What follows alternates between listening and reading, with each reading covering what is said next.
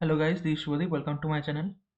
So this tutorial is the continuation of the previous video. So in the previous video we have discussed how to get data from the REST API to Lakehouse in Microsoft Fabric. So in this video we will see how to create a simple dashboard, simple visuals from this data. So here you can see, if you have not seen my previous video, please watch it to know about this video. Okay, so here you can see this is our destination Lakehouse. Okay, we have got the data from the API, weather API. Okay, so now we have to create the dashboard. So how to create? So here you can see get data, then new semantic model. So click on here. Okay, so our name is required, so I'll give like API model.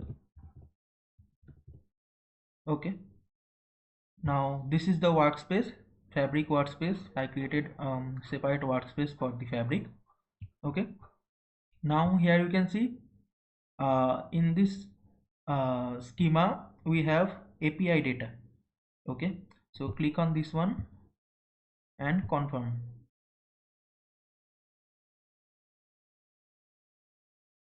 So it will create a semantic model for the Power BI.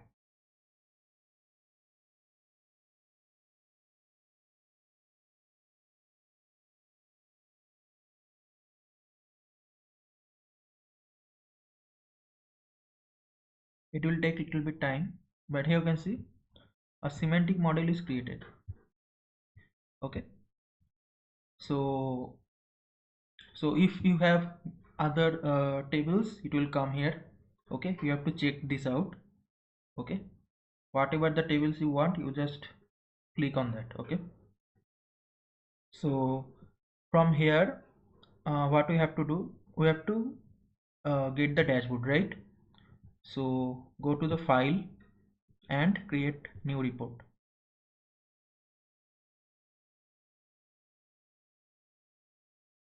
Okay, here you can see Power BI report view is created. So here is our data. So from here you can do the normal visualization. So I'm taking a clustered column chart and I'm taking like temperature. Okay, temperature I need, and I need time wise. So here you can see our time wise what is our temperature, it is created. So uh, if you see the data levels, so like this we can do the visualization part. Okay, so thank you guys for this is a short video. Okay, I think you understood. So here click on the save this report. Okay, then